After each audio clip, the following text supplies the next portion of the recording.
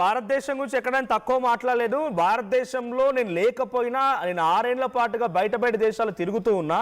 నేను భారతదేశానికి ట్యాక్స్ కడుతున్నా, రుణం తీర్చుకుంటున్న భారతదేశం అని మీసాలు మెలేస్తున్నాడు. ఆ తర్వాత భారతీయుల యొక్క మహిళా స్వాతంత్ర్యం కోసం పోరాడుతున్నా నేను అనే మాటలు మాట్లాడుతున్నాడు. ఒక్క నిమిషం అండి, వాడు మహిళల స్వాతంత్రం నుంచి పోరాటం చేస్తున్నా అంటే ఈ మధ్యలో వాడు ఇన్ని ఇష్యూస్ ఉన్నాయి.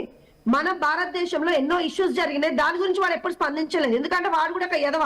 గతంలో 14 సంవత్సరాల అమ్మాయిని వాడు వాడుకున్న తర్వాత వాడు బహిరంగంగా చెప్పడం జరిగింది. అంతకంటే దౌర్భాగ్యం దరిద్రం ఇంకోటి లేదు.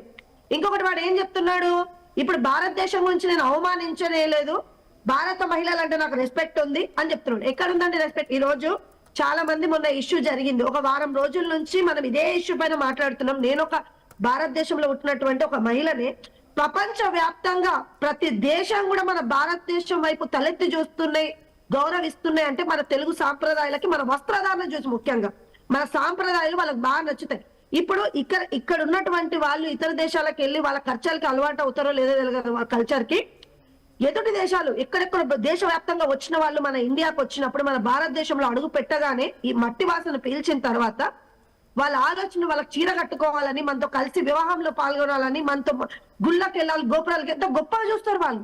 అంటే మన భారతదేశాన్ని ఇంత గౌరవిస్తున్నారు అని అంటే మన భారతదేశంలో ఉన్నటువంటి సాంప్రదాయాల సంస్కృతి ఎలా ఉన్నాయని చెప్పి ఒకసారి చూడాలి.